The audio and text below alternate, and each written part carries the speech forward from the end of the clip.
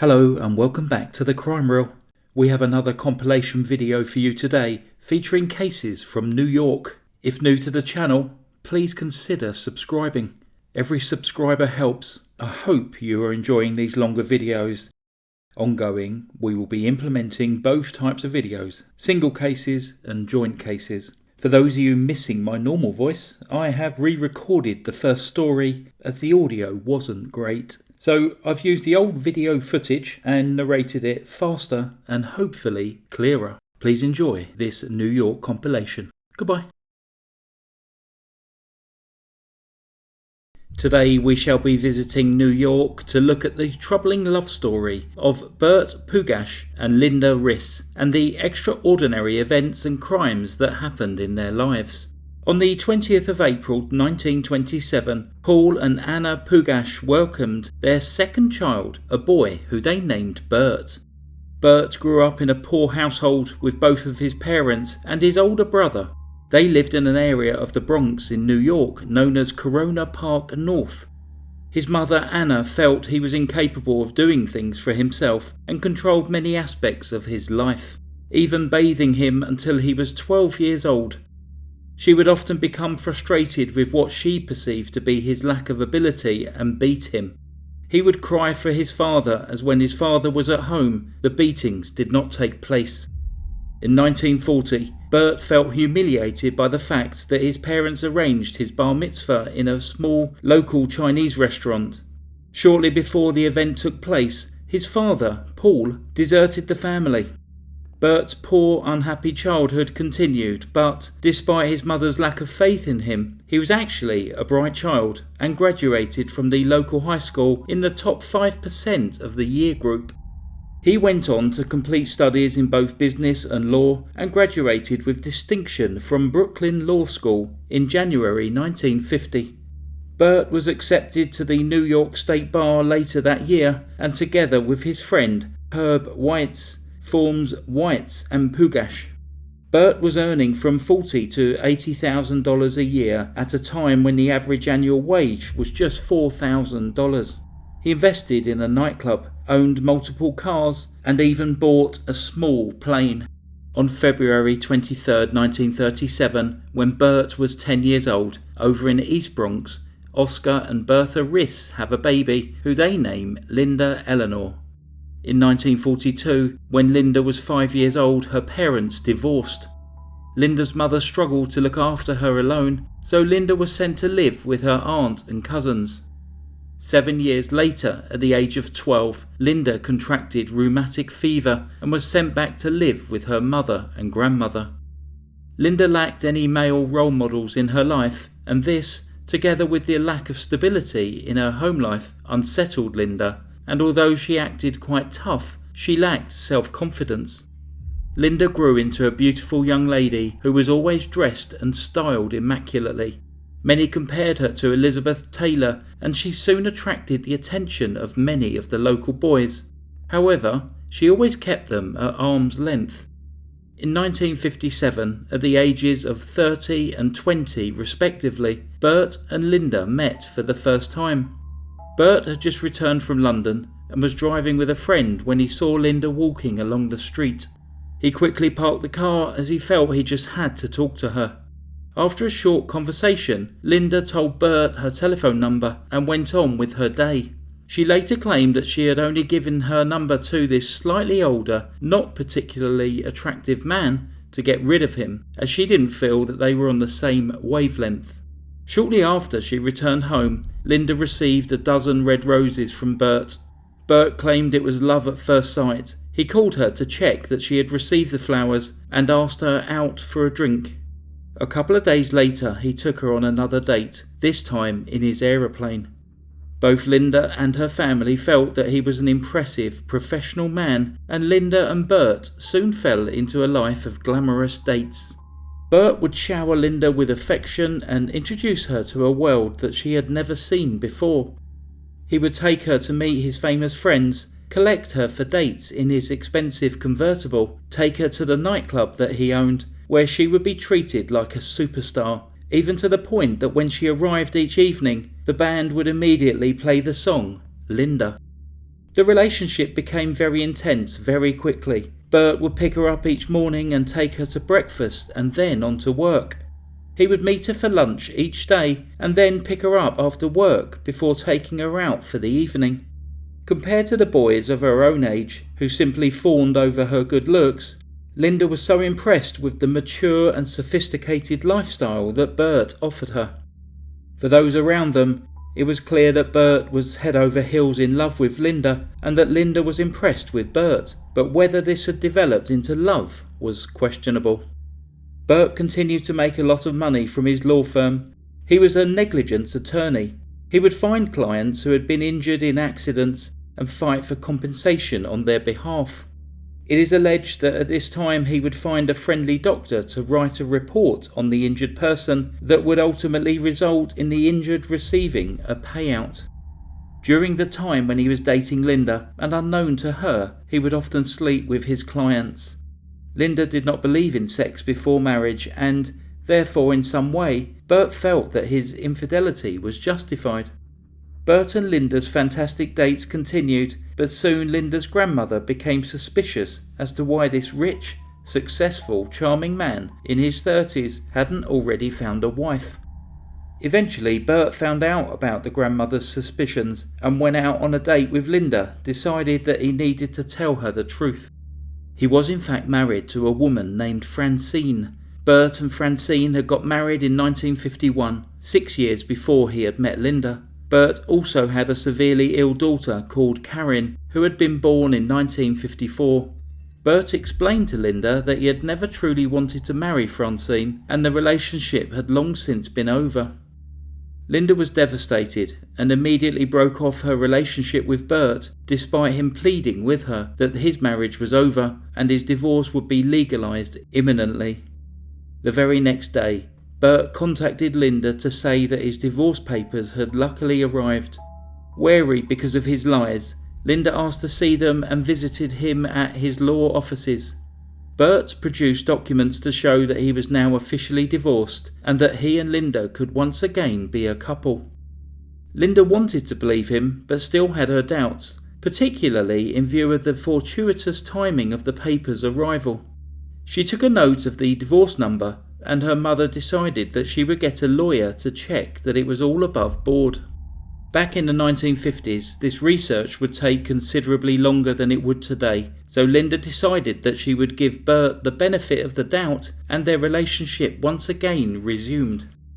Before long, they were making plans for the future, house hunting, looking to buy a boat, and even starting to make wedding lists. However, Burt and Linda's differing view of sex before marriage became a constant battleground for them. Burt started to increasingly pressurise Linda, believing that with everything he gave and did for her, it was the least she could do for him. However, Linda stood firm.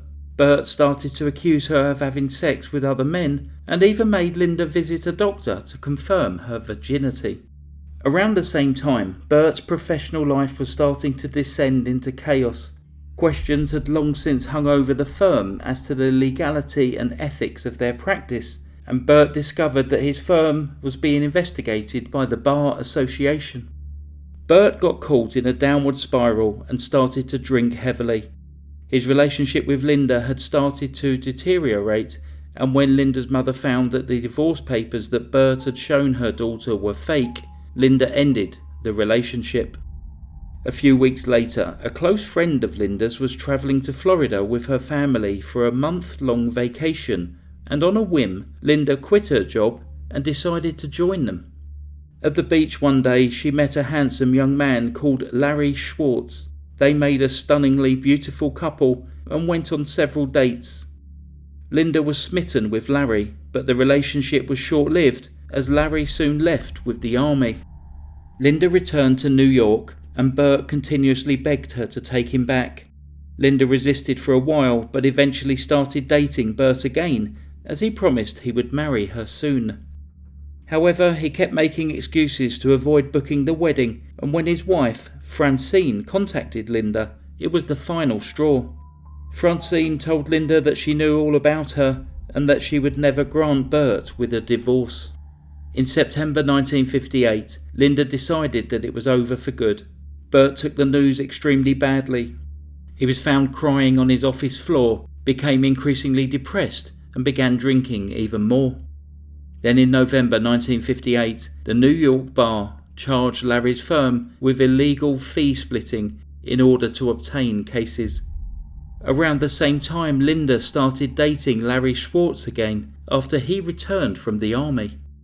This dragged Burt further into his depression. At a party, he became so agitated that he was threatening to end his life.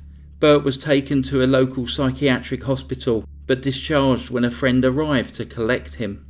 Burt became obsessed and relentless in his quest to get Linda back. At the end of 1958 and start of 1959, his behaviour became increasingly erratic and threatening towards Linda. He was desperate to win her back on any terms. He hired people to throw rocks at Linda's house in order to scare her so that she would feel safer being with him.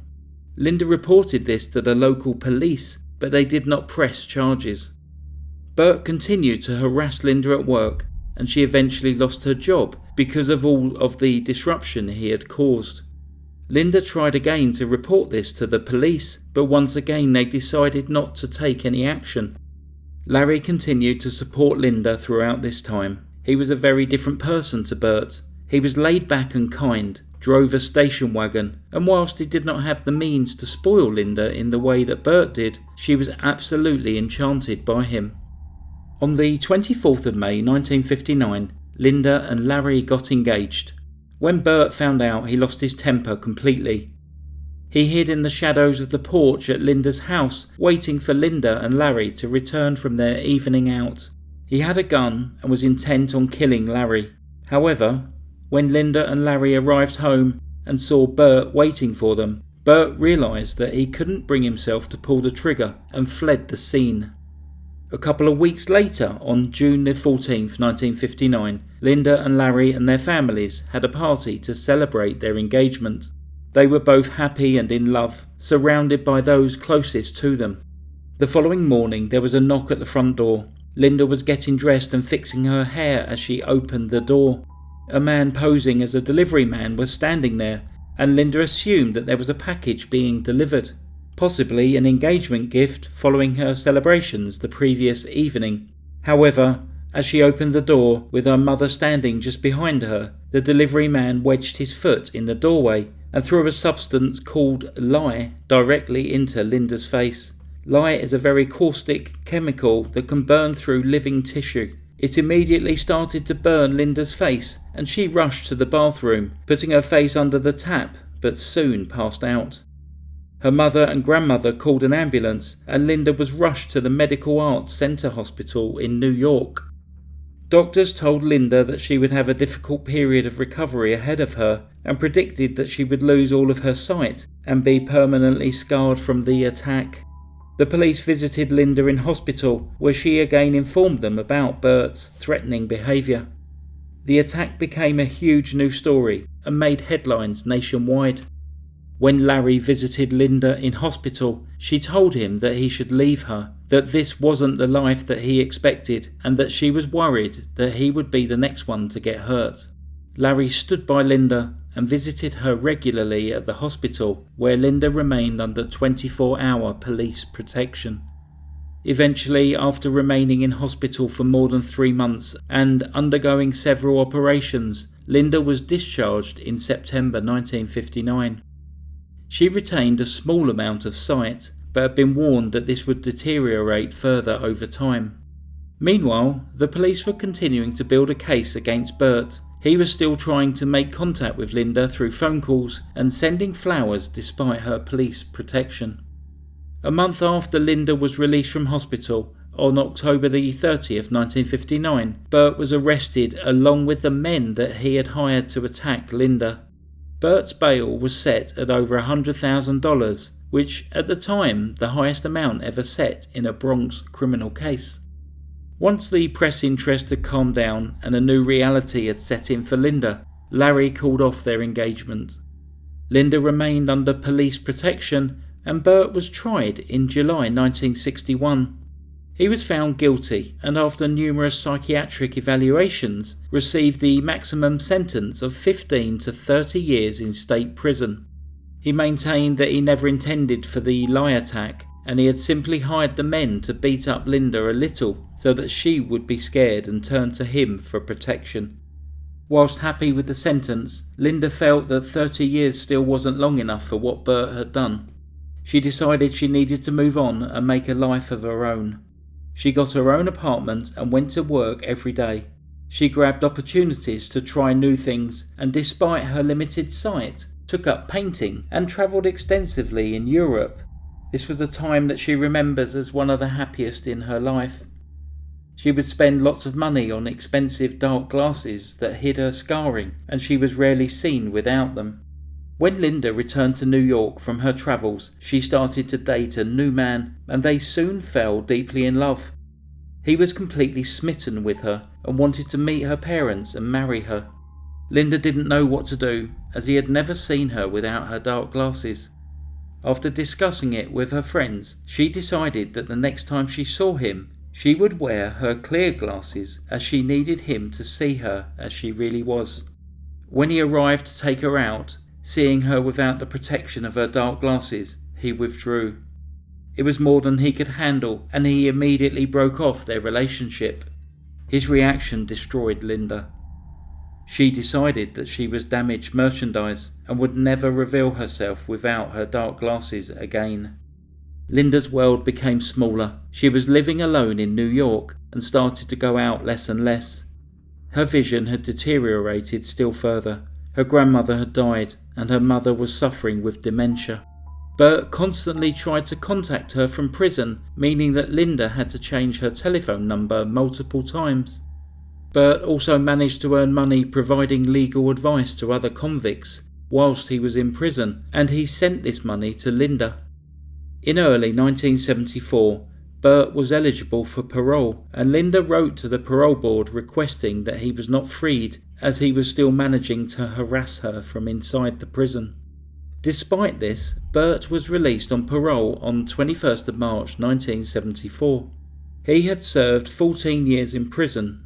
Unable to practice law, Burt started working as a paralegal in Queens, and part of his parole conditions meant that he was not allowed to make contact with Linda. With Burt's release, details of the case became newsworthy again. Burt completed a TV interview where he decided to talk to Linda through the camera. He declared his undying love for her and then proposed to her on national television. With all of this renewed interest, Linda's life suddenly became more interesting again. At a girls' night shortly after the TV interview, Linda and her friends were discussing their love lives. Linda became withdrawn as she had no one, and her life felt very bleak. She was 35 years old and felt that she did not have a future to be excited about. Seeing her distress and her obviously conflicting emotions about Burt, her friends decided to arrange for Burt and Linda to meet so that they could finally confront each other. Despite everything that had happened after this initial meeting, Linda and Burt started dating again. Surprisingly, just a few months later, on the 27th of November 1974, they were married at the Kew Gardens Court Building in Queens. Burt claimed that despite her injuries, the ones that he had inflicted, Linda was still as beautiful as ever. Despite an additional charge in 1996 of threatening a woman with whom he was having an affair, a charge that Burt represented himself against and managed to get himself acquitted, Linda and Burt stayed married for 38 years until her death of heart failure on the 22nd of January 2013. During their marriage they would constantly bicker, but Burt would generally be at her beck and call, particularly when she lost her remaining eyesight in 1990. Linda felt that he was a good husband, looking after her, taking care of her medicines and giving her financial security, referring to him as her best buddy. Burt always maintained that he loved her deeply, that his actions were a crime of passion, and that he would undo the events of 15th of June 1959 if he possibly could. In an interview during the course of their marriage, Linda was quoted as saying that being with me is not an easy thing, and how she figured this was the best revenge. and Burt would have to look at the consequences of his actions every day that he was with her. Whether she made the best of the circumstances that had been forced upon her and forgave Burt in order to achieve this while punishing him for his actions, or if she was ultimately a controlled victim until her dying day, we will never know. However, in her later years she was quoted as saying, "It's Burt and I against the world," so we can only hope that she found happiness in the most unusual of love stories. Burt Pugach died 24th of December 2020 at the age of 93. Following Burt's death, he left his entire $15 million estate to his caregiver. For today's true crime narration, we shall be looking at the case of Alice Crimmins. It's a controversial case from the 1960s which, if it went to trial today, would almost certainly have a completely different investigation, conviction and outcome. Alice Mary Burke was born on the 9th of March 1939 in the Bronx, New York City. In 1958, at the age of 19, she married her high school sweetheart, Edmund Crimmins. Children soon followed, with Edmund Jr., who was known as Eddie, being born on the 17th of October 1959, followed just over a year later by Alice Marie, known as Missy. She was born on the 24th of October 1960. The family lived in a 4-room, ground-floor garden apartment in the northwest Queens neighbourhood of Kew Garden Hills. While Alice stayed at home with the children, Edmund worked as an airline mechanic at JFK Airport. Alice was bored, unhappy and frustrated with her life and was frequently unfaithful to her husband. By 1964, the couple had separated and Edmund moved out of their apartment. Much to Edmund's frustration, Eddie Jr. would often speak of different men who had been present in the apartment when he woke up in the mornings. Alice embraced a party lifestyle, and in February 1965 she went on a cruise with her then boyfriend, millionaire Anthony Grace. Alice claimed that she had ended up on the cruise by accident, having got locked in the bathroom whilst the boat was still in dock, then only to find that the boat had already set sail when she was eventually freed. Alice had to convince her nanny, Evelyn Atkins Linda, with whom she had a fractious relationship, to stay with the children for several days until she could return from the cruise. Later that year, on the 22nd of June 1965, Edmund filed for sole custody of the children, claiming that Alice was an unfit mother. Alice's own mother wrote a letter in support of Edmund, claiming that her daughter was mentally ill and agreeing that the children should live with her son-in-law, Edmund. Alice's mother went on to call Edmund a good man who would take good care of the children, and who she believed were innocent victims of her daughter's sick mind. We can therefore assume that Alice's mother was unaware that Edmund was spying on her daughter and, having bugged her bedroom, was listening to and making tape recordings of her daughter having sex with other men. The custody battle became increasingly bitter and was due to go to court in late July 1965. On the night of July the 13th, 1965, Alice put the children to bed at around 9 p.m. before taking the family dog out for a walk. She checked on the children for the last time at around midnight before going to bed in her own room just across the hallway. Whenever she put the children to bed, she would lock their door from the outside to ensure that they did not wander in the night. At around 3 a.m. on the morning of the 14th of July, the telephone rang.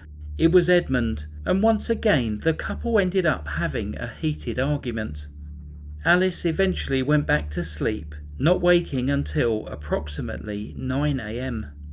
When she went to check on her children, she unlatched the door and entered their bedroom, but the room was empty. 5-year-old Eddie Jr. and 4-year-old Missy were nowhere to be found. The rusty screen that had covered the window was lying on the ground outside, and the window was fully open, creating a gap of around 10 inches or 25 centimetres. Alice immediately phoned Edmund and accused him of taking the children, which Edmund vehemently denied. He rushed to Alice's apartment to figure out what was going on, and by 9:40 a.m. Alice was reporting that her children were missing to the police. Detective Gerard H. Peering was put in charge of the case, and he took an instant dislike to Alice. By the time the police had arrived at the apartment, she had got dressed and done her hair and makeup. She looked perfectly put together despite the traumatic situation that she was in. While the house was being searched for clues, Gerard turned to his partner and said, "You take the husband and I'll take the..." From the start of the investigation, the detective focused solely on Alice being responsible for her children's disappearance. Whether this was based on experience and a gut feeling of the crime, or a preconceived prejudice of this sexually active, glamorous woman, we shall never know. The police procedures at the apartment were barely followed, and the investigation was severely flawed from the start. Photographs weren't taken, and information not recorded. Investigators found Alice to be very unconvincing of someone who was living through a mother's worst nightmare, and believed that she was connected to her children's disappearance. Before long, around 150 officers were searching the area looking for signs of Eddie and Missy. It was actually a young boy who made the first discovery of the case. 9-year-old Jay Silverman was walking home from the library on the afternoon of the disappearance, when he saw what he initially thought was a doll lying near the road about half a mile from the Crimmins family home. He ran to get his mother, who immediately reported the body to the police. Sadly, it was 4-year-old Missy. She had been strangled and gagged with her own pyjama bottoms. Alice later confirmed that she had not been wearing those pyjama bottoms on the night of her disappearance. They had been taken from the dresser in her bedroom. Edmund identified the body, and when Alice was brought to the scene, it is reported that she began screaming and then collapsed. The following day, it was being reported in the press that the investigators had stated that Alice was being questioned due to things in her story that we don't like. Meanwhile, the search for Eddie Jr. continued. 5 days later, on the 19th of July 1965, a father and son out walking discovered Eddie's body wrapped in a blanket in a wooded area by the Van Wyck Expressway. Due to the level of decomposition, it was impossible to establish his cause of death. In a further move, which to many confirmed her guilt, Alice was seen out drinking and getting with various men just days after her children's bodies were found. When both Edmund and Alice agreed to take a polygraph test, Edmund completed his, but Alice ran from the room screaming. Soon after, perhaps due to being united in their grief, Alice and Edmund reconciled, and they moved to Beechhurst in Queens, New York. Despite investigators believing that Alice was the one responsible for the murders, no evidence could be found tying anyone to the crimes. Edmund was never seriously treated as a suspect, despite discrepancies regarding the timings of a TV program that he said he was watching on the night of the disappearance and the timing that the program actually aired. Alice remained under police surveillance for many months after the murders, and while she continued to party, drink a lot, and sleep with many men, which was something that was judged very critically for a woman in the 1960s, she did not do anything illegal. A break in the case finally came in November 1966, when one of Alice's neighbours sent an anonymous letter to the Queen's District Attorney. This person said that on the night that the children had disappeared, it was very hot and that they had gone to the window for a breath of fresh air. It was then that they saw 3 people in the street outside. A woman who matched Alice's description, together with a man and a young boy walking towards a car. The man also had a wrapped bundle under his arm, which was about the size of a small child. The detectives tracked down the writer of the letter, Sophie Iramersky, and convinced her to testify against Alice. When asked why she hadn't come forward earlier, she said that she was scared and had not wanted to get involved. The police investigators also found one of Alice's lovers, who claimed that she had told him that she had killed her daughter. In September 1967, Alice was arrested in a car park near her home and charged with the first-degree murder of Missy. Eddie Jr. was not mentioned in the indictment. She was released on $25,000 bail until the trial, which began on the 6th of May 1988. The prosecution presented information from the city's chief medical examiner, who testified that he believed that Missy had died hours before Alice claimed that she had last seen her alive. This was disputed, as the autopsy originally put the time of death between 10 p.m. and 4 a.m. When Sophie Iramersky, the writer of the letter, testified, Alice shouted in court that Sophie was a liar. One of Alice's lovers, Joe Rorek, testified that Alice had admitted to him that she had killed her daughter, again causing an outcry of, "That's not true," from Alice. The prosecution also painted a picture of a woman who drank heavily and slept with a lot of men to the all-male jury, whilst the defence accused them of using Alice's lifestyle to influence the jury against her. On the 27th of May 1968, after 12 hours of jury deliberation, Alice was found guilty of the first-degree manslaughter of her 4-year-old daughter, Missy. Alice collapsed as her bond was revoked and she was taken into custody. However, her imprisonment would be short-lived.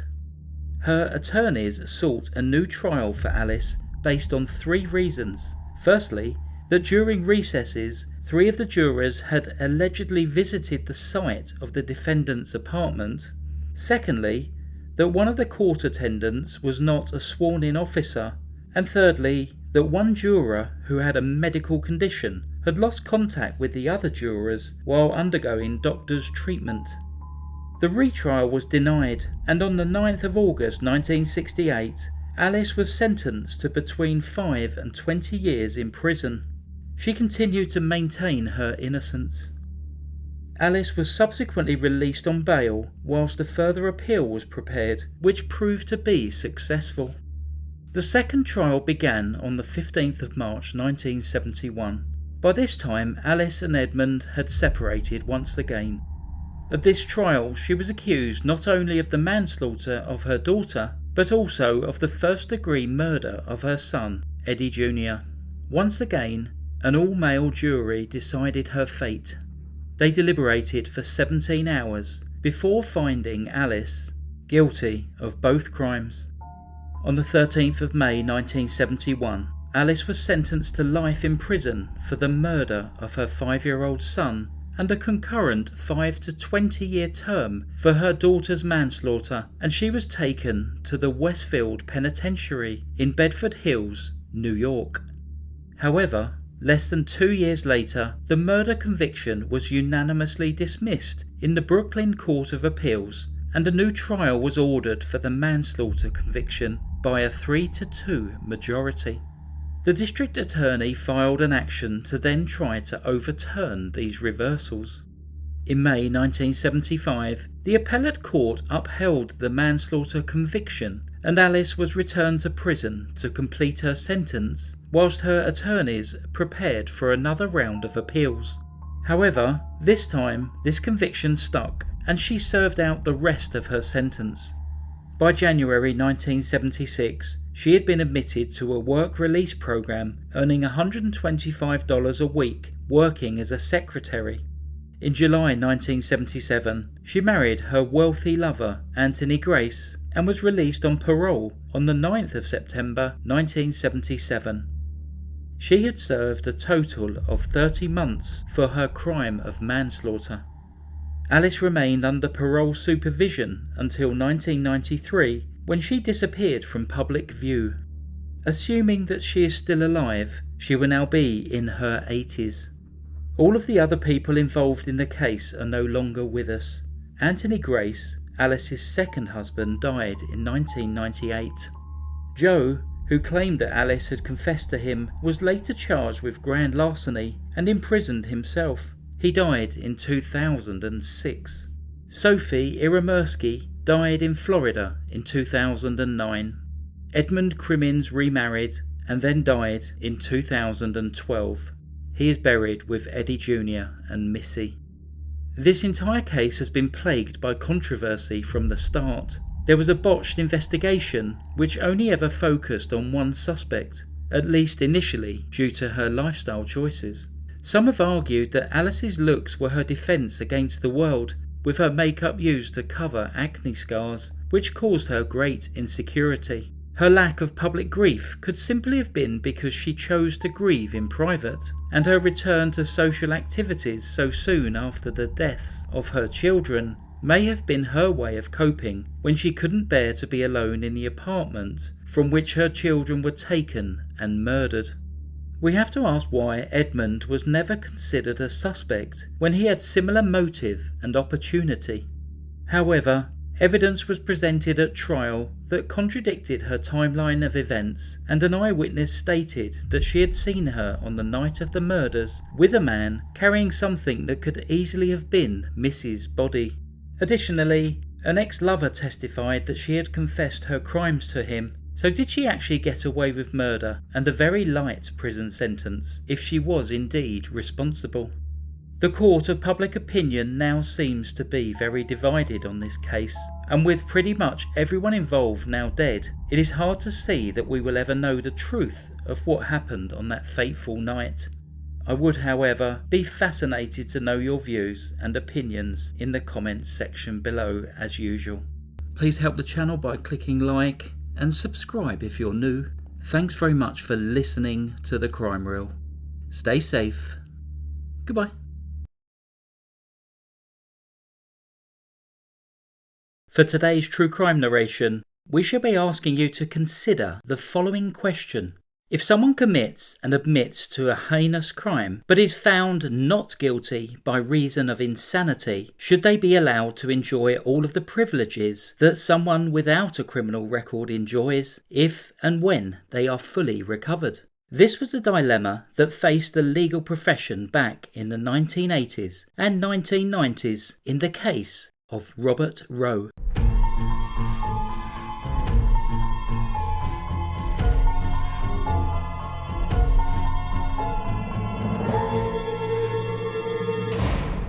The events that occurred on a cold winter's morning in 1978 are indisputably horrific and tragic, and also led to a not guilty by reason of insanity verdict.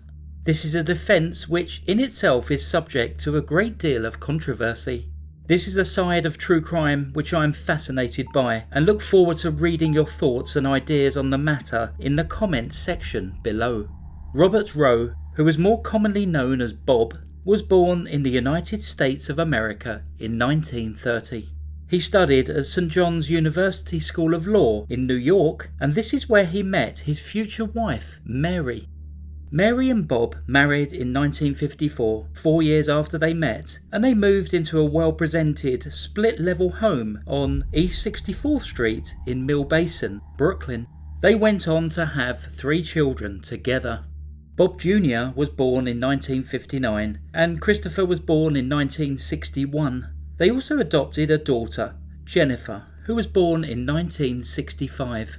Their middle child, Christopher, was born with severe neurological impairment and was deaf, blind, and unable to speak.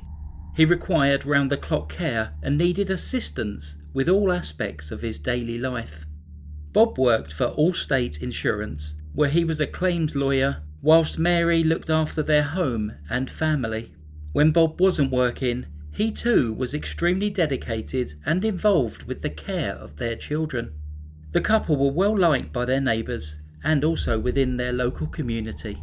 Mary was described by one neighbour as a saint who would do anything to help anyone, and Bob was described as a well-read, articulate and affable man.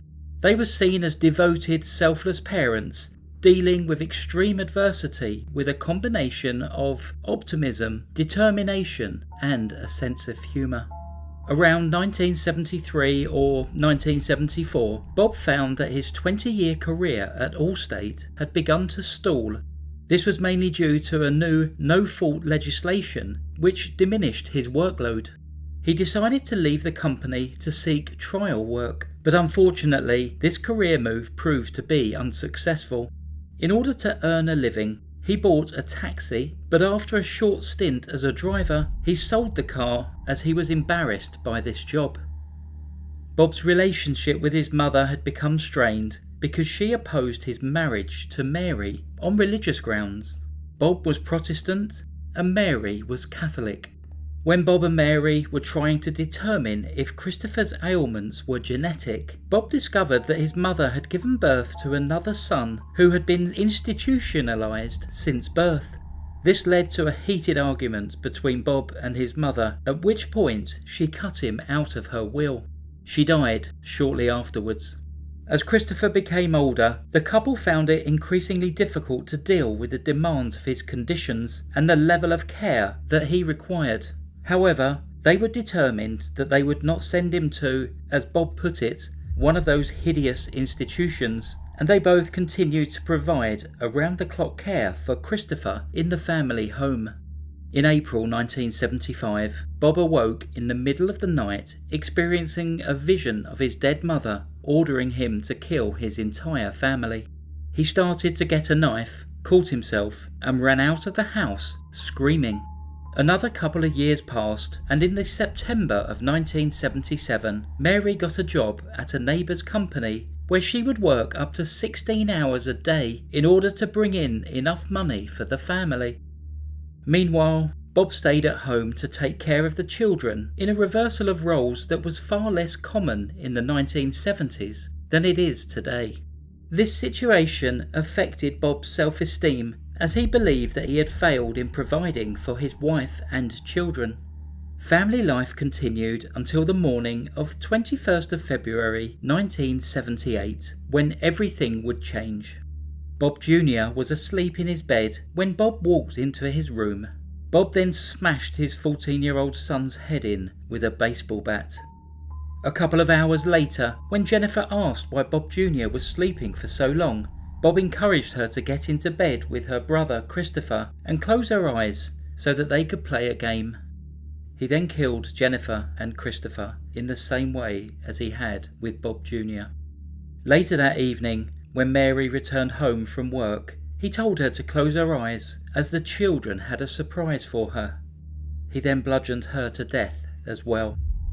Bob then went to the kitchen and turned on the gas, ready to take his own life. At 9:15 that evening, the emergency services arrived at the house after a neighbour reported that they could smell gas. Bob was unconscious but still alive. He was taken to hospital and charged with 4 counts of second-degree murder. He was ordered to undergo 30 days of psychiatric tests to determine whether he was fit to stand trial. Following the outcome of these tests, there was a 3-day non-jury trial.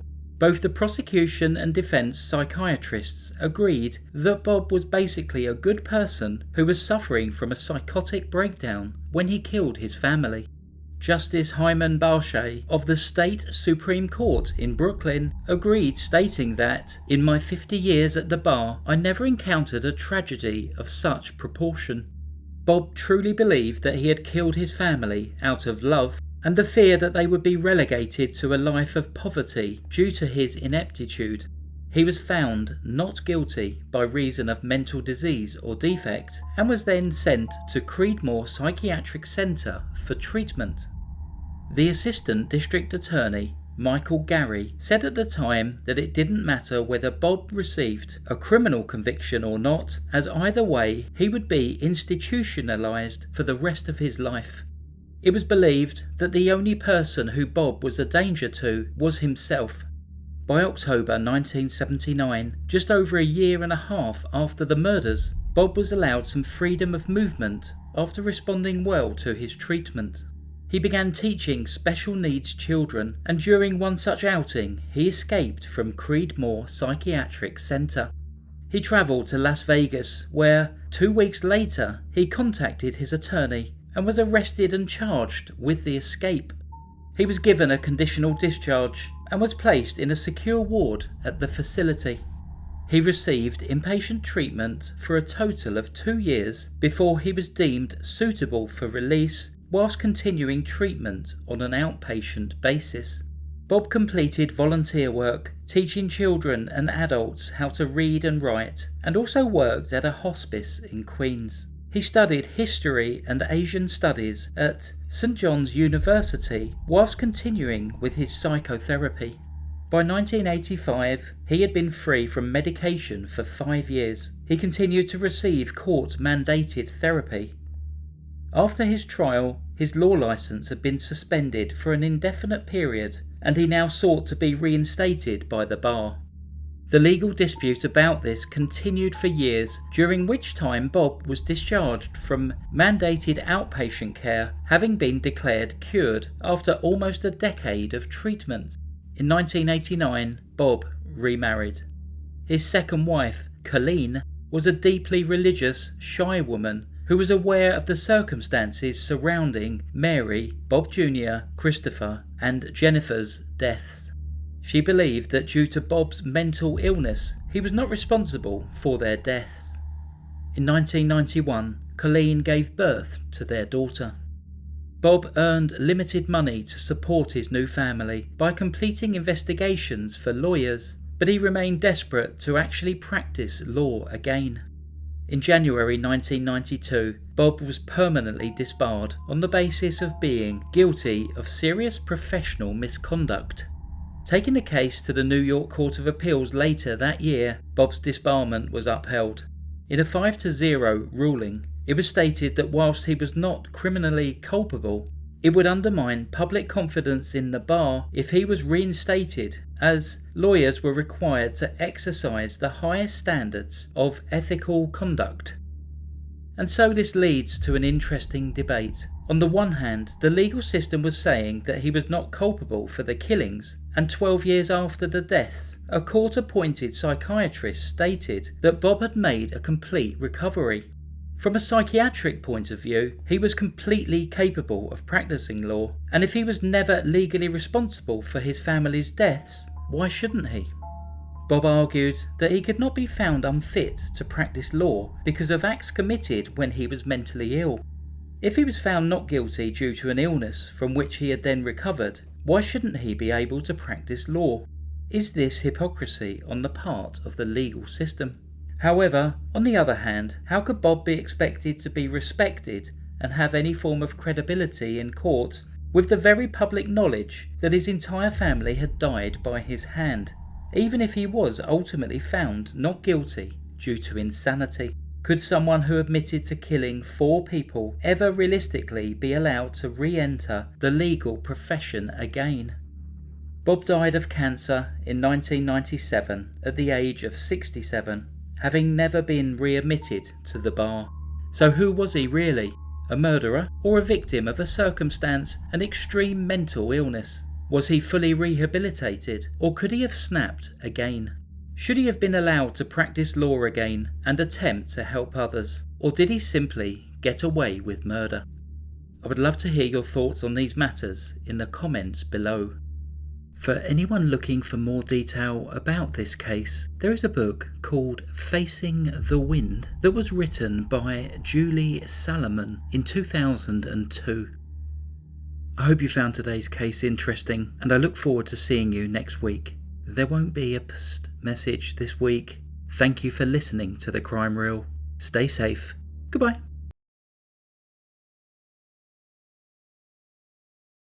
For this week's true crime narration, we shall be looking at the events surrounding what became known as the Preppy murder in New York City.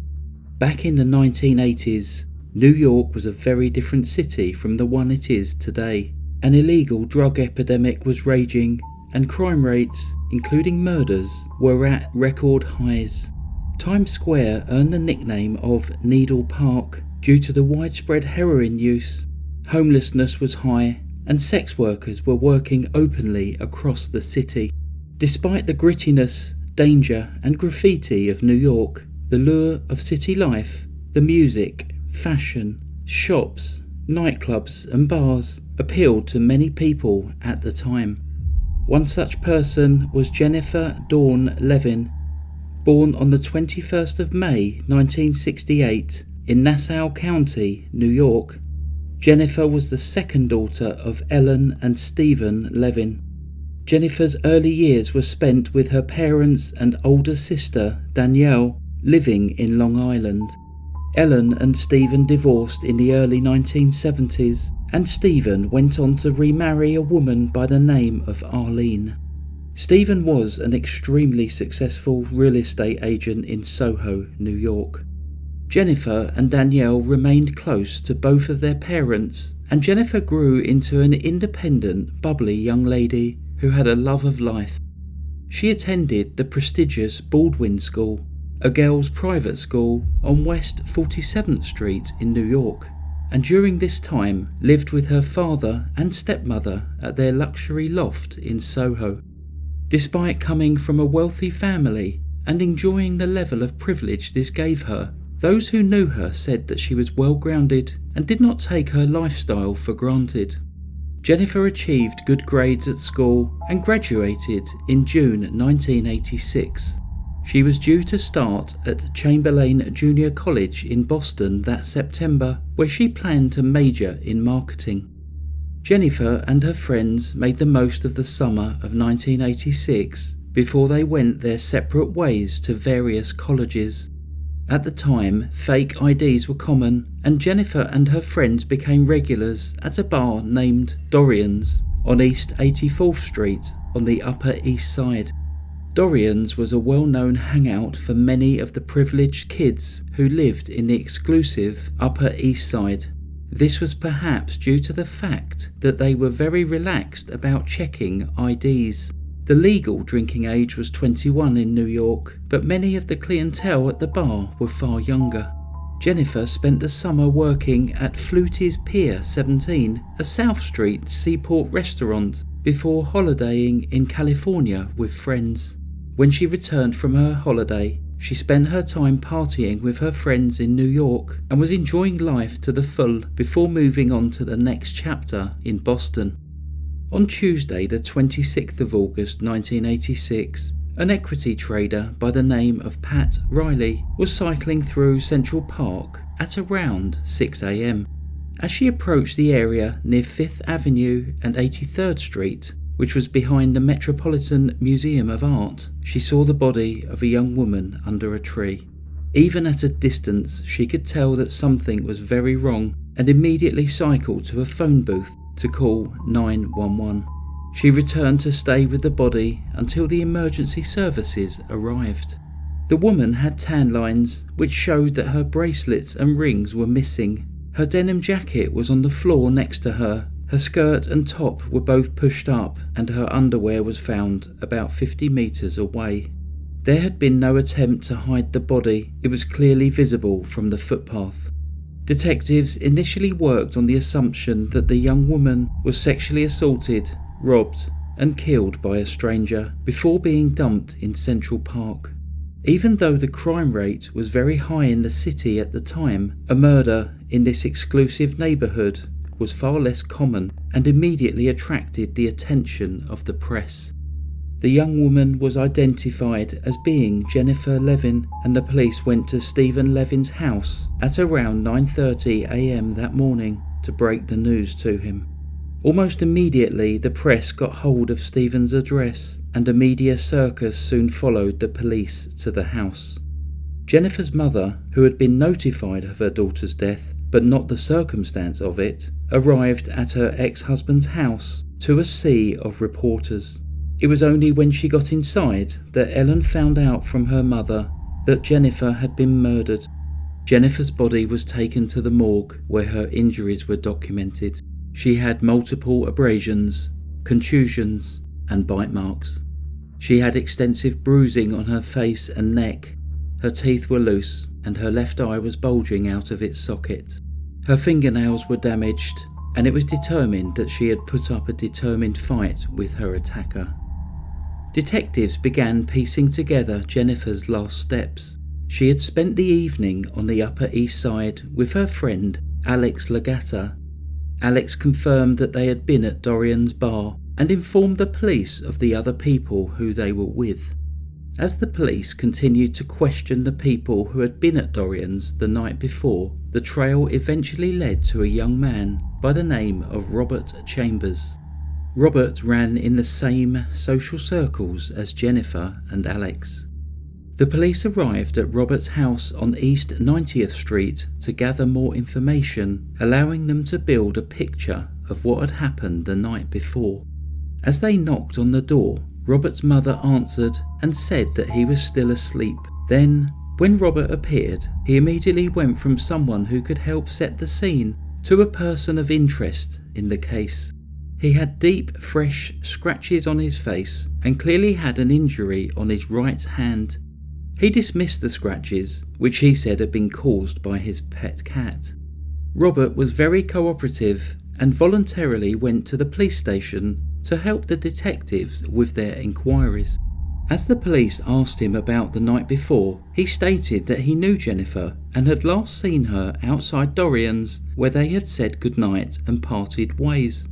He was well spoken and relaxed as he talked, and the conversation progressed over the next couple of hours until he mentioned that he and Jennifer had walked up 86th Street, contradicting his previous statement.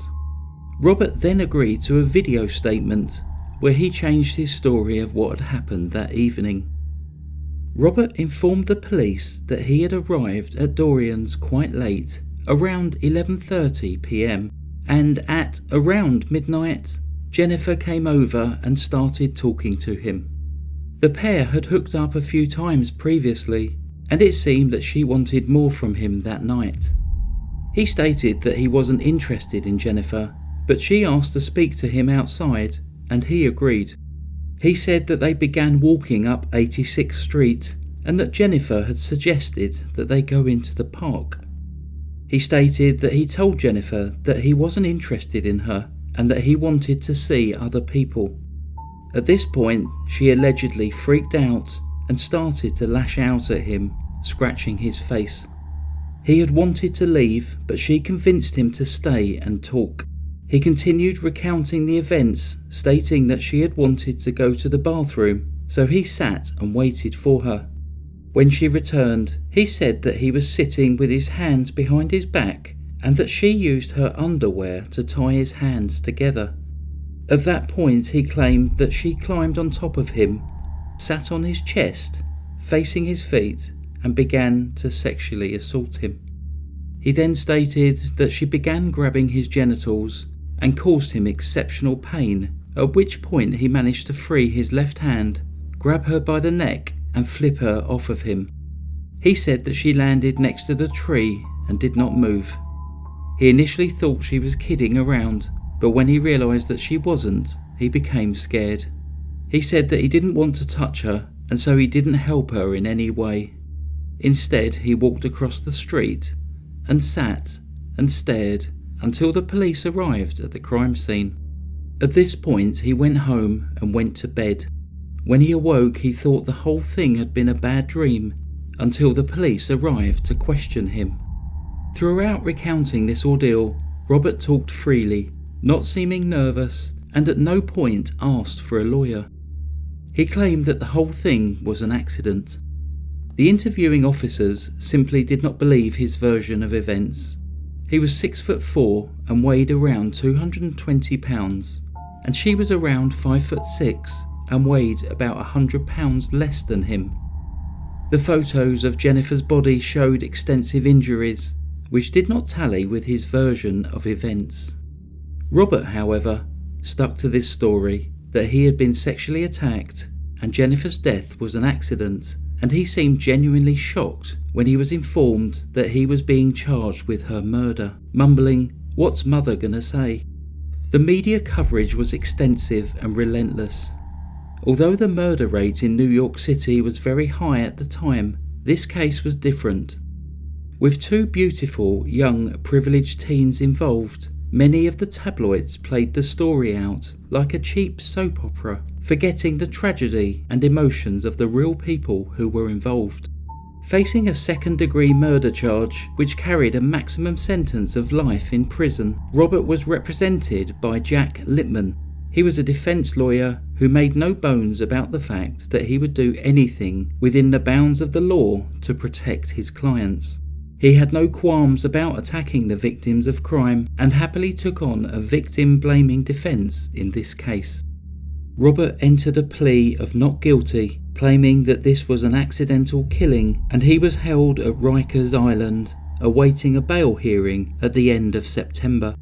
It was assumed that, because of the nature of the crime, that bail would be unlikely, but Jack played heavily on Robert's good family, good education, and that this was his first offence. In addition, the Archbishop of Newark, Theodore Edgar McCarrick, wrote a letter of support for Robert's bail application. Robert's mother, Phyllis, was very religious and had cared for Cardinal Terence Cook in his final days, and the Archbishop had become Robert's godfather. This threw the weight of the Catholic Church behind Robert at a time when the church was extremely powerful in New York. Bail was set at $150,000, an amount which was impossible for the family to meet.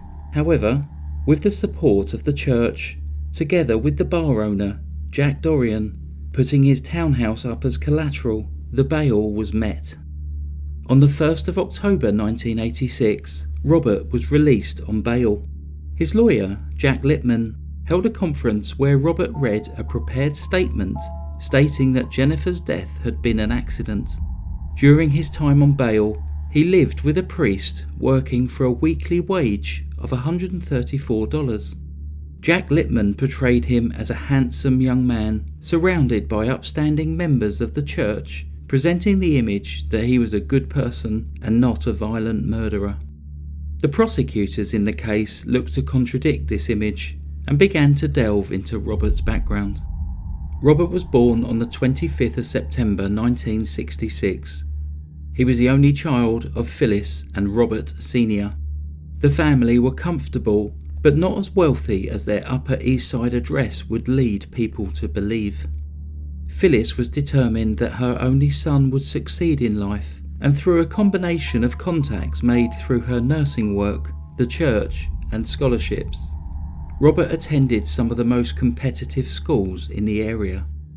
When he was 8 years old, he joined the Knickerbocker Greys, an elite military drill group which boasted Vanderbilts and Roosevelts amongst its members.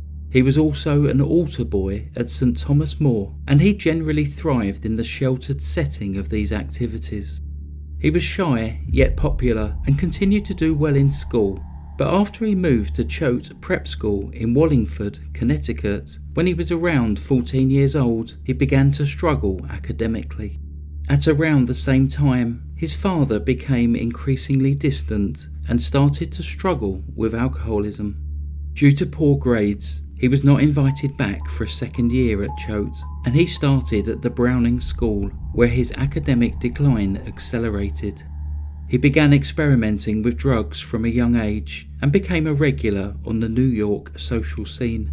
His mother constantly pushed him into joining the elite world of the super rich, but his lack of effort with his schoolwork gave him no way of doing this. He was socialising with the people that his mother wanted him to be, with no way of keeping up with them. By 1984, his parents had separated, and his drug use was accelerating. He began to steal from friends and their families, and, despite this being well known within his social circles, no one seemed to care, and if they did, they didn't do anything about it. He did manage to graduate and was accepted at the College of Basic Studies at Boston University. This was a program designed to help those who had problems in high school. However, after just one term, he was asked to leave after it had been found that he had stolen a credit card. He returned to New York, and unable to get a job, he headed deeper into the world of illegal drugs. Together with an accomplice, he would break into apartments on the Upper East Side when he knew the owners would not be home. With his preppy looks and contacts in the city, he would be greeted by the doorman and let into the building. He would then gain access into individual apartments taking jewellery, cash and furs, which he would hand to his accomplice, who would be waiting on the fire escape. The accomplice, David Filial, was later charged with the sexual assault and attempted murder of a Columbia student in her dorm room. In April 1986, Robert checked into the Hazelden Clinic in Minnesota to get treatment for his addictions. The treatment was meant to last for 6 months, but he soon checked himself out and returned to New York City. His mother was upset that he had dropped out of the program, and he spent some time living in the basement with the building supervisor, who he helped paint the building to earn his keep. During the summer of 1986, he dated Jennifer a handful of times, but was also seeing other people. He became involved with another girl by the name of Alex Kapp. She was due to meet him at Dorian's on the night of the murder. That night, Robert had turned up late and ignored Alex, and she was furious. They argued, and she threw some condoms in his face, stating that he would not get to use them with her. Robert became really mad that Alex had embarrassed him, and it was not long after this that he was approached by Jennifer. They left the bar together in the early hours of the morning, walking up 86th Street towards Central Park.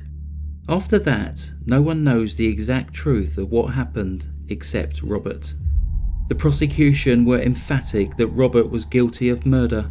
They now knew he was a thief and drug addict, and not the good religious boy that the defence were trying to portray. Jack Lippman, Robert's lawyer, was working on a defence which flipped the story of that night. He painted Jennifer as a promiscuous bad girl who had been accidentally killed during a rough sex session. Some tabloid newspapers latched onto this, and headlines such as "How Jennifer Courted Death," "Woman's Advances Led to Her Death," and "Jenny Killed in Wild Sex" started appearing on newsstands. Much was made in the press about a so-called sex diary which it was claimed Jennifer had kept. The defence subpoenaed the diary, and a legal battle followed regarding Jennifer's entitlement to privacy after her death. The diary was eventually reviewed in the judge's chambers, where it was shown to be nothing more than a date book which had been kept in the family kitchen. However, the tabloid headlines which referenced a sex diary stuck. It was ultimately decided that it would not form part of the defence at trial. Many people started to believe the narrative that this good-looking, white, preppy male couldn't possibly have committed such an aggressive crime. Therefore, it had to be just an unfortunate accident. During his time on bail, Robert would regularly be pictured out and about, visiting restaurants, and seemed very nonchalant about the whole affair. As evidence of his involvement in burglaries came to light, Jack Lippman was keen to keep a more attractive view of Robert in the public domain. He arranged an interview with New York Magazine, where Robert was featured on the front cover, looking more like a male model than a cold-blooded killer.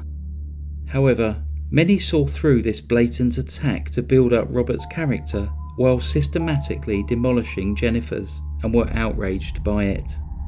The activist Rose Jordan, along with the crime prevention group, the Guardian Angels, started to get vocal about the case, and Justice for Jennifer pin badges were being sold on the streets of New York. This gave Jennifer's family a much-needed lift after seeing the memory of their daughter tarnished in the press. The prosecution thought they had the final piece to guarantee their victory at trial when a newly developed DNA test proved that Jennifer's jacket had been used to restrain and smother her, thus giving them the murder weapon. They received another setback when, during a pre-trial motion, this was excluded from being used in court due to the infancy of the technology at the time. In October 1987, jury selection began, a process which took several months due to the notoriety of the case, and the trial began in January 1988. The prosecution showed the level of injuries which Jennifer had sustained, stating that it would have required continuous application of force to kill her and cause these injuries. The defence stuck to their argument that Robert had reacted to the extreme pain which he was in, and Jennifer's death had been a tragic accident. The prosecution claimed that the injury Robert had sustained to his hand that night, a broken fifth metacarpal, was consistent with him administering forceful blows, which was also consistent with the injuries Jennifer had on the left side of her face. The defence stated that he had hurt his hand when he fell back as he pushed Jennifer off of him. The prosecution showed the injuries to Jennifer's hands, which they believe proved how she had been literally fighting for her life.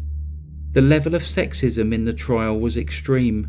Robert's lawyers did everything they could to make it seem that Jennifer was in some way deviant and perhaps deserved what she got.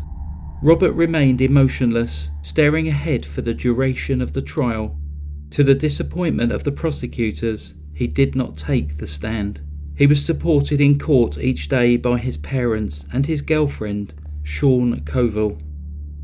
On 17th of March 1988, the jury began their deliberations. The biggest sticking point was intent. Did he intentionally kill her? The jury was split. After 9 days of deadlock, it was clear that the jury could not reach a unanimous decision that was beyond a reasonable doubt. At this point, the defence contacted the prosecutors to see if they could agree on a plea. It was agreed that Robert could plead guilty to manslaughter in the first degree, and as such there was no necessity to prove intent. When this was presented to Jennifer's family, they were understandably devastated.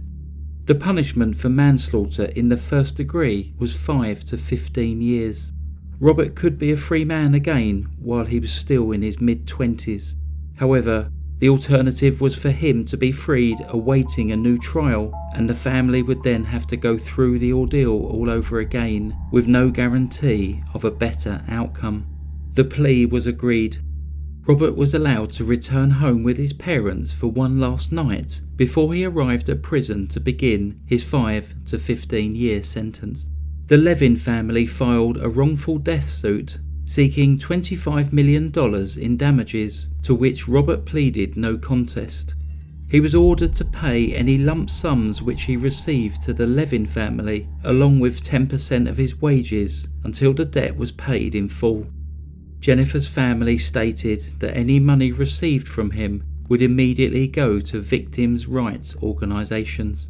In a shocking additional twist, just after the trial was completed, a videotape emerged of Robert, which was anonymously sent to a news channel. It was recorded on the 17th of December 1987, the month before the trial started. It featured Robert, his girlfriend Sean, and some other girls. In the video, Robert picks up a doll, turns to the camera, and in a strange high-pitched voice says, "My name is... Oops, I think I killed her," as he twisted the head off of the doll. Robert showed no remorse during a 1994 parole hearing, and due to various infractions whilst in prison, he served the full sentence of 15 years before being released on the 14th of February 2003. His girlfriend, Sean Covell, was waiting for him. Robert gave one interview after his release where he continued to claim that Jennifer's death had been an accident. Robert and Sean then moved to Georgia for a while before returning to New York and falling back into their old lifestyle of heavy drug use. The pair were arrested multiple times over the next few years, and then in 2007 they were arrested and charged with selling cocaine and heroin out of their apartment. Sean was sent to rehab, but Robert, who was also charged with assault, received a prison sentence. In 2008, he was sentenced to 19 years in prison for selling drugs, 4 years more than the maximum amount of time he received for taking Jennifer's life. His earliest parole date will be the 25th of January 2024, when he will be 57 years old. Jennifer's mother, Ellen, founded the non-profit lobby group Justice for All in 1993. In her 10 years with the group, she was instrumental in getting 13 pieces of legislation passed which assist and support the victims of crime. That concludes today's story. Please like and subscribe to the channel. Please add any comments down below about the case. Thanks very much for listening to the Crime Reel. Stay safe. Goodbye.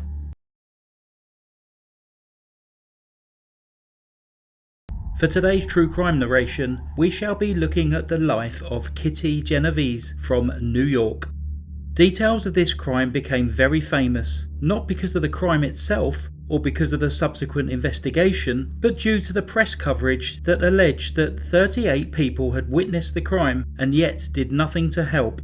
This ultimately led to what would become known as the bystander effect or Genovese syndrome. Catherine Susan Genovese, who went by the name of Kitty, was the first child of Rachel and Vincent Andronell Genovese. She was born on the 7th of July 1935 in Brooklyn, New York. The middle-class Italian-American family lived in a brownstone in St. John's Place in Park Slope, West Brooklyn. Kitty attended the nearby Prospect Heights High School, an all-girls school where she was said to be a confident and happy student. She graduated in 1953, and not long after, her mother, Rachel, witnessed a murder on the streets of New York, which prompted the family to move to New Canaan in Connecticut the following year. Kitty decided to remain in Brooklyn and began living with her grandparents. She got a job as a secretary at an insurance company and had a short-lived marriage, which was more or less immediately annulled in 1954. In addition to her day job, Kitty began working in a bar in Queens of an evening to earn extra money. In 1961, when she was 26 years old, Kitty was arrested for taking bets on horse races from her customers at the bar. She was sacked from her job and fined $50. However, she soon found more bar work, this time at Ev's 11th Hour Bar on Jamaica Avenue in Queens. The owner was often absent, and before long Kitty was managing the bar by herself. She worked long hours in order to save money in the hopes of opening her own Italian restaurant one day.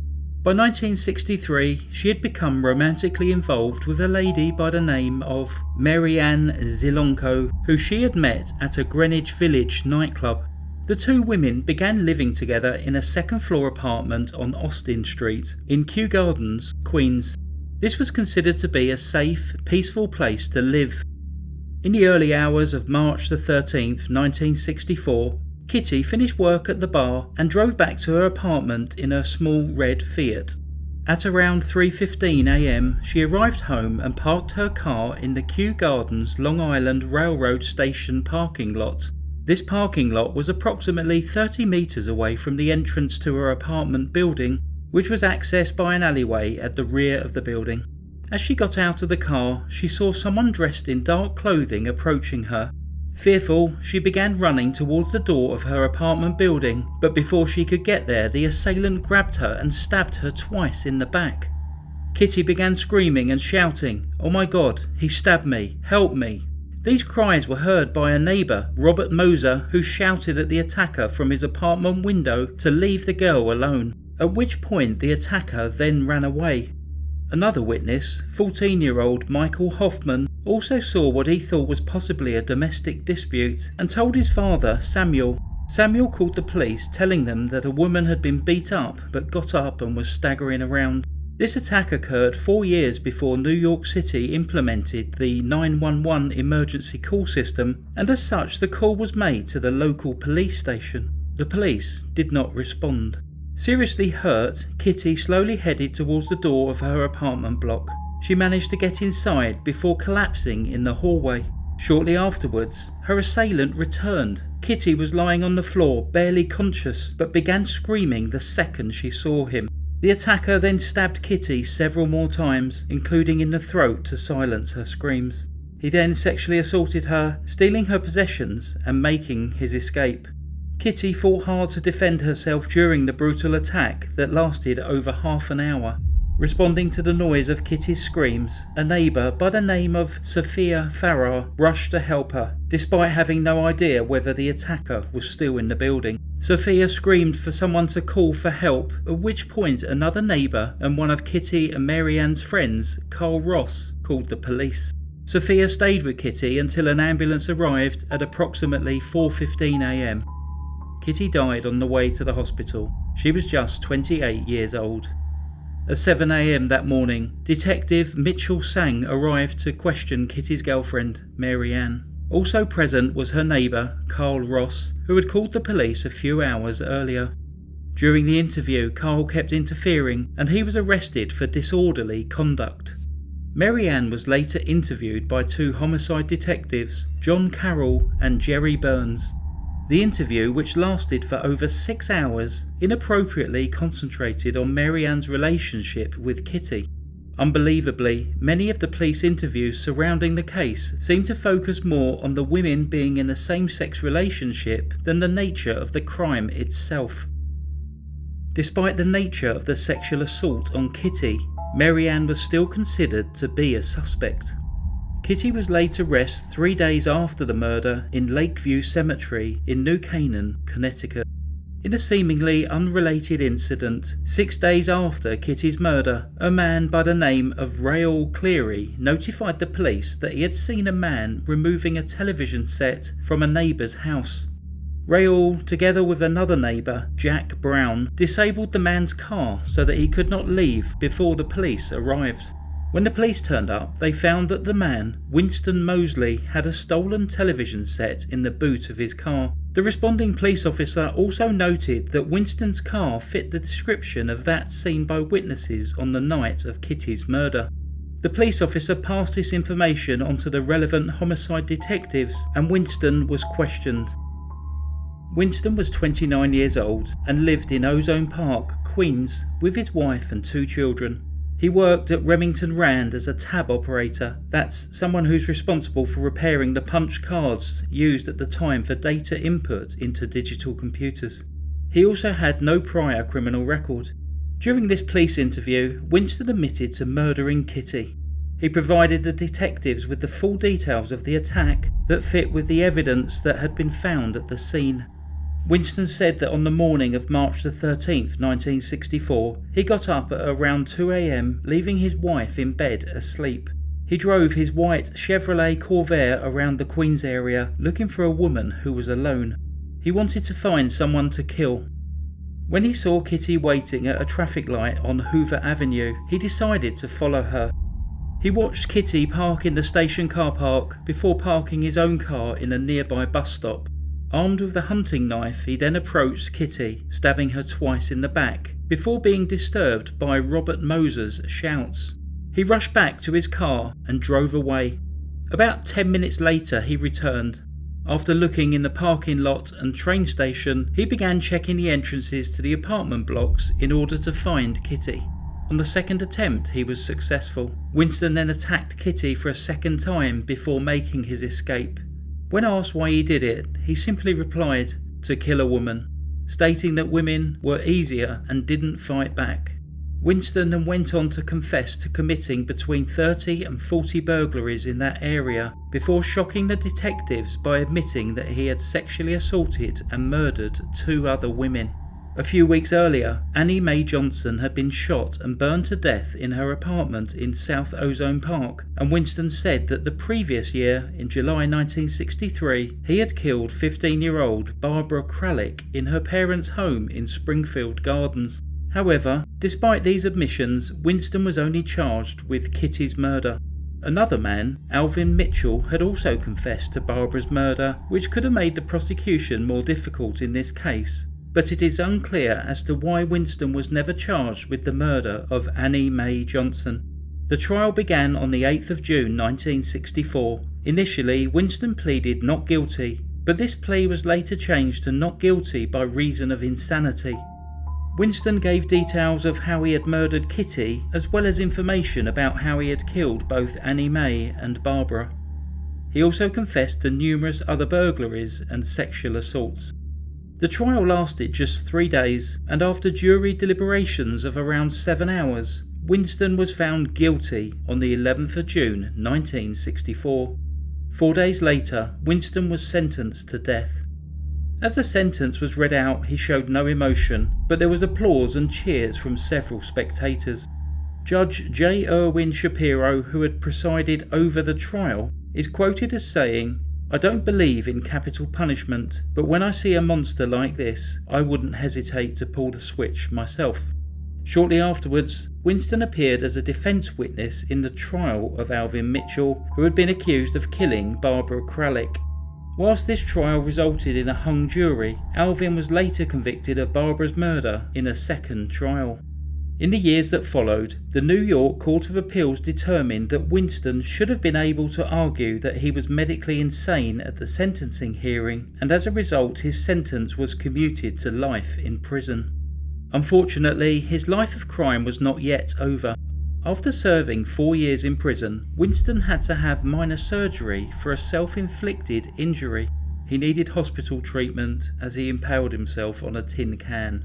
On March the 18th, 1968, as he was being transported back to prison from the Mayer Memorial Hospital in Buffalo, New York, Winston assaulted the transporting correctional officer, stole his weapon, and managed to escape.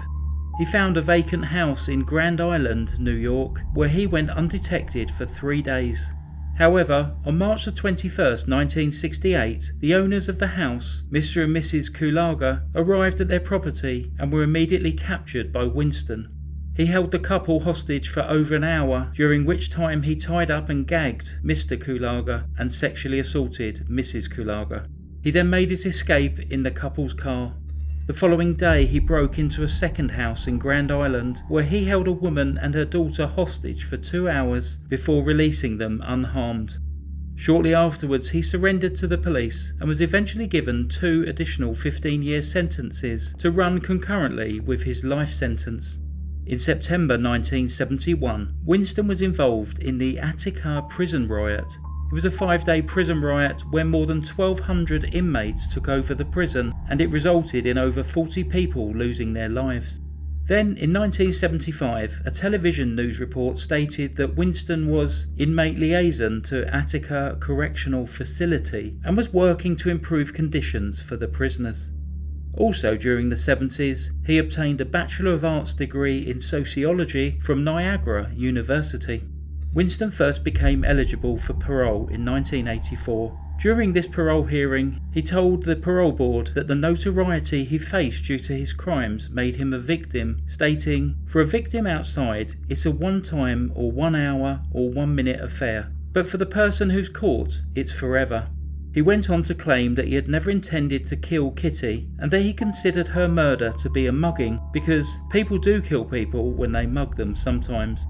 The board denied his request for parole and continued to do so for many years after.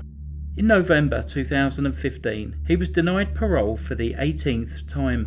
4 months later, on March 28, 2016, he died at the age of 81. He had served 52 years in prison, making him one of the longest serving inmates in the New York State prison system. The case of Kitty Genovese has remained famous and continues to be told in pop culture and referenced academically almost 6 decades later. 2 weeks after the murder, on the 27th of March 1964, the New York Times ran an article on its front page with the headline, "37 who saw murder didn't call the police. Apathy at stabbing of Queenswoman shocks inspector." The article began by stating, "For more than half an hour, 38 respectable, law-abiding citizens in Queens watched a killer stalk and stab a woman in 3 separate attacks in Kew Gardens." The headline was mistyped to say 37 rather than 38. A second article followed with information from experts that detailed the psychology of why people did not get involved when they witnessed a crime. Later, clinical experiments followed that discovered that the more witnesses there are to a crime, the less likely it is that an individual witness will intervene. This became known as the bystander effect, or Genovese syndrome, which has featured in psychology textbooks for many years and has often been quoted as one of the problems in modern society. People, particularly in large cities, lose their care and compassion towards others. It has since been revealed that the New York Times report contained many errors, misinformation, and exaggerations. In 2007, an article in the American Psychologist found no evidence for the presence of 38 witnesses, or that witnesses observed the murder, or that witnesses remained inactive. It should be noted that due to the location of the attacks on Kitty, of which there were 2, not 3, as reported in the Times article, that only a handful of people were in a position to have seen or heard the first attack. One of these shouted at the assailant, and another called the police. As the second attack took place in the hallway of the apartment block, there was only one person who could have witnessed it: Kitty and Mary Ann's neighbour, Carl Ross. Whilst the report detailed the lack of action from 38 people, there were just 2 detailed examples of this. The first, Carl Ross had heard Kitty being attacked in the hallway of the apartment block. He was a man with a very nervous disposition and paced in his apartment, unsure of what to do. He eventually opened his door slightly and peered out, and witnessed Winston stabbing Kitty. However, he did not immediately report this to the police or go to her aid. Instead, he phoned a friend to ask for advice. The friend said that he shouldn't get involved, and when later interviewed by the police, Carl's defence for his inaction was simply, "I didn't want to get involved." Shockingly, there was also a witness to the first attack when Kitty was stabbed twice. Joseph Fink, who was an assistant superintendent at the building across the street, directly witnessed this attack. He later told prosecutors that he thought about going downstairs to get my baseball bat, but then saw Winston run away. Instead of then going to check on Kitty's well-being, it is believed that her wounds were non-fatal at that point. Shockingly, he decided to go downstairs and take a nap. Despite the news report concentrating on what they would admit in 2016 as being a grossly exaggerated number of witnesses and what the witnesses had perceived, the article did not make any mention of Sophia Farrar. This woman, who was only around 5 feet tall and had no weapon or defence, ran to Kitty's aid without knowing if the attacker was still in the building or how her own safety could be compromised. Sophia stayed with Kitty, holding her during her final moments, in order to give her just a small amount of comfort at the brutal end to her life. Thanks very much for listening to that story. Please add any comments down below. Thanks for listening to The Crime Reel. Stay safe. Goodbye. Psst. Kitty's murder was one of the factors that resulted in the emergence of the 911 system in New York City and later nationwide. There were 636 murders in New York City that year. Goodbye.